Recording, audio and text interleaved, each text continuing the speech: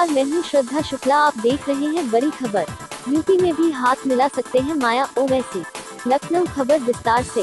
बिहार विधानसभा चुनाव नतीजों ने उत्तर प्रदेश की सियासत में भी गर्मी पैदा कर दी है।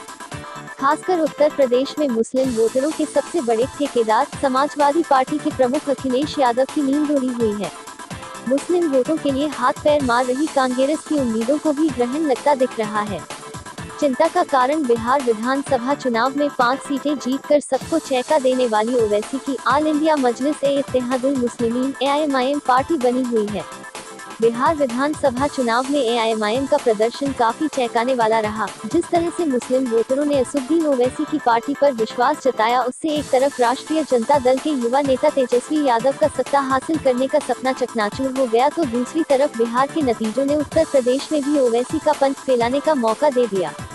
ओवैसी ने बिहार में भले ही 5 सीटें जीती हों, लेकिन उसका असर अभी से यूपी में महसूस किया जाने लगा है।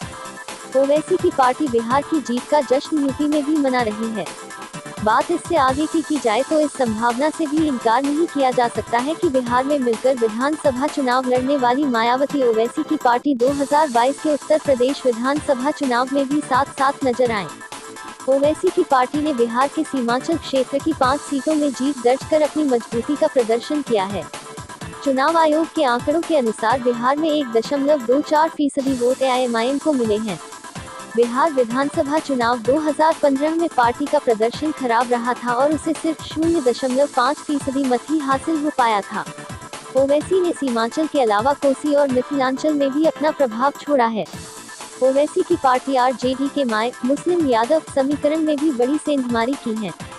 सीमांचल की राजनीति को जानने वाले कहते हैं कि इस चुनाव में पहली बार ओवैसी की पार्टी ने अमौर वाई सीट, जो कि हाट बहादुरगंज और कोचाधामन सीट पर जीत हासिल की है। इससे पहले उपचुनाव में पार्टी ने किशनगंज की सीट जीतकर बिहार में अपना खाता खोला था। ऐसा नहीं कि मुस्लिम आबादी बहुल इस इलाके में एआईएमआईएम पहली बार चुनावी मैदान में उतरी थी, लेकिन अन्य चुनावों में इसे अपेक्षित सफलता नहीं मिली थी। इस चुनाव में पार्टी ने भले ही 5 सीटें जीती हैं, लेकिन शेष जगहों पर इसने महागठबंधन के प्रत्याशियों के लिए परेशानी बढ़ा दी। बिहार में ओवैसी की पार्टी 20 सीटों पर चुनाव लड़ी थी, इनमें से ज्यादातर पर 7 नवंबर को मतदान हुआ था।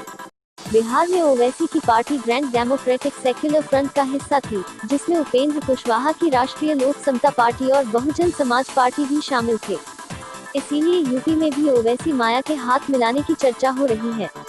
यहाँ एक और कारण की चर्चा भी जरूरी है। जब बहुजन समाज पार्टी की प्रमुख और उत्तर प्रदेश की पूर्व मुख्यमंत्री मायावती सपा प्रमुख अखिलेश से बुरी तरह से नाराज हो गई थी। नाराजगी का आलम यह था कि पिछले दिनों उन्होंने यहां तक कह दिया था कि समाजवादी पार्टी को हराने के लिए अगर जरूरत पड़ी तो उनकी पार्टी बीजेपी का भी समर्थन कर सकती है। हालांकि बाद में मायावती अपने बयान से पलट गई थी। दरअसल बीएसपी के कुछ विधायकों के समाजवादी पार्टी से मिल जाने के बाद मायावती ने उत्तर प्रदेश में होने वाले विधान परिषद चुनाव के संदर्भ में हाल में अपना एक वीडियो बयान जारी किया था, जिसमें उनका कहना था, जब यहां एमएलसी के चुनाव होंगे तो सपा के दूसरे उम्मीदवार को हराने के लिए बसपा अपनी पूरी ताकत लगा देगी और इसके लिए चाहे पार्टी के विधायकों को इनके सपा उम्मीदवार को हराने के लिए बीजेपी या अन्य किसी भी विरोधी पार्टी के उम्मीदवार को अपना वोट क्यों न देना पड़ जाए तो भी देंगे। अगर ओवैसी माया साथ आते हैं तो समाजवादी पार्टी के लिए मुस्लिम वोट बैंक को साधे रखना मुश्किल हो जाएगा। यूपी में करीब 18% आबादी मुस्लिमों और 23% आबादी दलितों की है। अगर दलित और मुस्लिम एक झंडे के नीचे आ गए तो भाजपा, समाजवादी पार्टी और कांग्रेस सबका खेल बिगड़ सकता है। क्योंकि वोट कटवा कहीं जाने एआईएमआईएम ने बिहार विधानसभा चुनाव में 5 सीटों पर जीत का परचम लहराने के बाद यह साबित कर दिया है कि अब उसकी पहचान सिर्फ वोट कटवा पार्टी तक सीमित नहीं रखी जाए।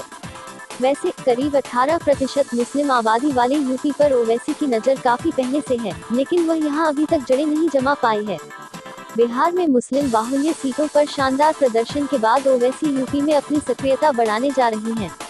बात समाजवादी पार्टी के साथ लंबे समय से साथ खड़े मुस्लिम वोटरों की जाए तो पिछले कुछ वर्षों में मुस्लिम वोटरों का समाजवादी पार्टी के प्रति विश्वास कई बार डगमगाया है।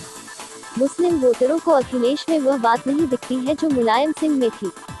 मुलायम सिंह यादव जब तक सक्रिय रहे, वे मुस्लिम धार्मिक नेताओं से मुलाकात का नियमित सिलसिला बनाए रखते थे। ये सिलसिला कुछ समय तक अखिलेश राज में भी चला, लेकिन 2014 के लोकसभा चुनाव में सपा को करारी हार मिलने के बाद अखिलेश यादव ने अपनी सियासत का रूख काफी हद तक मोड़ लिया था। वह मुस्लिम वोट हासिल करने के लिए हिंदुओं की नाराजगी मोल लेने से बचने लगे थे, लेकिन बिहार विधानसभा चुनाव के नतीजों के बाद काफी कुछ बदल गया है। इसीलिए ओवैसी यूपी में अपनी ताकत दिखाना शुरू करे। इससे पहले ही समाजवादी पार्टी मुस्लिमों को रिझाने के लिए मैदान में कूदने की तैयारी कर रही है। इस क्रम में अखिलेश यादव सबसे पहले जेल में बंद आजम खान की रिहाई के लिए आंदोलन शुरू कर सकते हैं।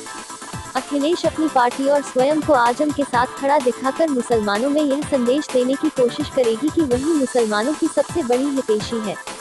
आपने अभी तक हमारे VKS टीवी न्यूज चैनल को सब्सक्राइब नहीं किया है तो कर लीजिए, घंटी जरूर बजा दीजिएगा, जिससे कि अगला आने वाला अपडेट्स आपको